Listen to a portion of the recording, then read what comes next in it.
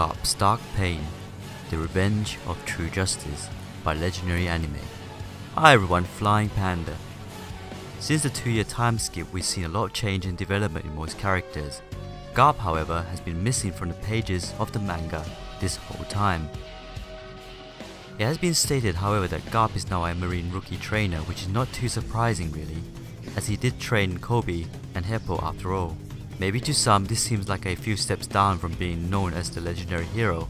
However, for Garp, this could be just the chance he's been waiting for. I'll explain that in a bit. Garp, no doubtfully, has gone through some changes as well, just like each character after the time skip, but it isn't just a cosmetic change like most.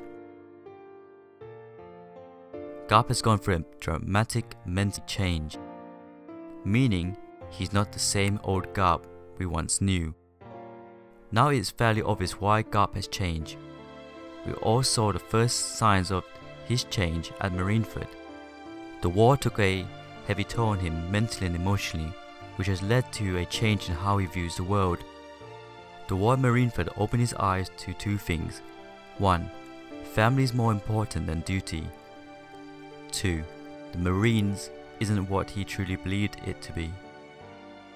When Garp faced off against Luffy, it's obvious that Garp let Luffy take him down, because in his heart, he just couldn't see his grandson as an enemy or hurt him. His sense of duty is truly high, and it is the reason why he has such mixed feelings at the beginning of the war. But when push comes to shove, his love for his family outweighs his duty as a Marine. Ace's death was the final straw for Garp. This was to say his breaking point. I believe some part of Garp believed that Ace would have been saved, or he hoped he would. And upon Ace's release from his cuffs, he thought he's gonna be okay. That was until Ace died. Ace might not have been related by blood, but that isn't to say Garp didn't love him any less than he did Luffy. And just like Whitebeard, given a chance, he would have gone on a rampage too. If Son Goku wasn't so quick to act, Garp probably would have killed Akainu, and make no mistake, Garp well could have killed him in a full-blown rage. As much as most of us would have liked to see Garp finish off Akainu, in truth, Sengoku made the right choice. Garp came to a quick understanding of what would need to be done. With the arrival of Blackbeard, after witnessing what Blackbeard did, Garp gained his sense of duty back and something more. He'd realized he's been turning a blind eye to absolute justice for too long now, and if there was to be any chance for change, then he have to usher in true justice. We all know the difference between absolute and true justice, and that there has been those within the Marines who know what it is they are doing is wrong, yet they are bound by duty to carry out these orders without question. The battle between Akainu and Aokoji wasn't merely just to be determined who became Fleet Admiral, it was a battle between truth and absolute justice. The battle was a wager to see whose moral would lead on the next chapter of the Marines. Much like politics, but rather than a debate and go by a vote, it was settled by force. It was probably settled this way because, as I mentioned, more and more Marines were starting to see how wrong the current ways was working, and out of fear of losing by democracy, absolute justice had to take it back by force. Even though absolute justice prevailed in the battle, true justice isn't finished just yet. I believe they will make their move when the time is right to strike back. After all, Garp now has two new enemies to fight. But before he makes his move, he needs to build up his own forces. As a well-respected hero within the Navy, it wouldn't come as much of a surprise that some will follow Garp. However, most cannot see the flaws within the current system and blindly follow orders unquestioned. There is, however, a handful that would have joined Garp's side, and out of the few, only 2 would prove to be the most loyal. Aokoji and Kobe. Kuzan highly respects Garp, and after losing to Aki Inu, probably believed he let Garp down as the last chance for true justice to take over. But Garp had a secondary operation in mind if all else fails. Kuzan would leave the Marines as a mark of shame for losing to Aki Inu and would refuse to work under him. This would be phase 1 of the plan. Phase 2 would be for Kuzan to join the ranks of Blackbeard. There is no doubt in my mind that Kuzan is spying on Blackbeard and has joined his ranks to find out all of his secrets. This, however, is a suicidal mission. Blackbeard isn't stupid enough to believe that an ex-Marine Admiral would just want to join his crew on a whim. Blackbeard is playing along with it, with undoubtedly the intention of taking his devil fruit when Kuzan has served his purpose to him. You might question why Garp sent Kuzan on a suicidal mission.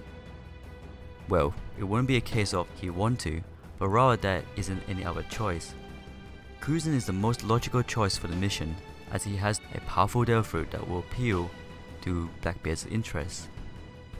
Blackbeard is hunting down as many of the most powerful fruits as he can, by any means. It'd be no surprise he'd be interested in the Ice fruit. After all, it is one of the top Logia fruits, and if Blackbeard heard of word or what happened on Pankazad, then he'll be more than willing to let someone as strong as Kuzan into his ranks. Blackbeard, however, would not be fully trusting of Kuzan if he did lose to Aki Inu and claims to want to take revenge on the Marines. Kuzan would know, unfortunately, in order to learn of Blackbeard's secret, he had to give up his own life for the information. And if so, how would he relay the information upon his death? Well, what if there is a third party? Enter the Revolutionary Army. We know that the Revolutionary Army's goal is to change the current system of the world, but does that mean the Marines are their true enemy? The Revolutionary Army mainly fights kingdoms. Kingdoms have their own military which fight to protect that kingdom. During the Reverie, it is the nobles of the kingdoms that address Dragon as being the worst criminal in the world. This is because he takes down the current rule of the current nobles of any said kingdom. This isn't to say that the Navy hasn't got any reason to fight the Revolutionary Army. The Navy, after all, are the main justice of the world, and if someone is committing a crime that goes against the law set by the powers that be, then they have a duty to bring the criminals to justice. There is a lot of bad blood between the Revolutionary Army and the Marines, so why would they trust each other? Just one piece of information. When Dragon gave the word to summon all of the commanders, it was at this time Jesus Burgess informed Blackbeard that he'd located the Revolutionary Army's base. Dragon couldn't have known at that time that Burgess had located them and relayed the information. So why was Dragon summoning all the commanders? The Reverie. Dragon was preparing to strike the Reverie, but at least decide what course of action to take. But what if there was a second matter that he wished to address? I believe Kuzan is not only a spy, but is also an envoy between the Revolutionary Army and the supporters of true justice. At some point towards the end of the time skip, Kuzan approached the Revolutionary Army and maybe offered an alliance. Dragon might have believed this to be a trap of some sort. What reason would he have to believe the word of an ex-admiral? Then by some chance of fate, Blackbeard announces his plan to invade the Revolutionary Army's base, which gave Kuzan a chance to prove his word to be true. He tipped off the Revolutionary Army of the upcoming raid, thus Blackbeard losing the element of surprise and the Revolutionary Army's time to plan the next course of action. Now, if the Revolutionary Army is allied with True Justice, this is then the beginning of the start of the plan for True Justice to take back control and set the world in order. Monkey D. Garp isn't sitting back doing nothing though, he is doing his part. Why do you think he became a rookie trainer? He is training the next generation of Marines, a generation that will be trained to view justice in the right way. True justice. The time will come when the Marines will be divided. It is the only way forward, and the only one side can set their morals upon the world. But will Garp be at the head of this battle? Or will someone else be? Thanks for watching this video. Please leave comments down below what you thought. Thanks to Legendary Anime for this beautiful script. Please click like, and if you haven't, please subscribe. Flying Panda.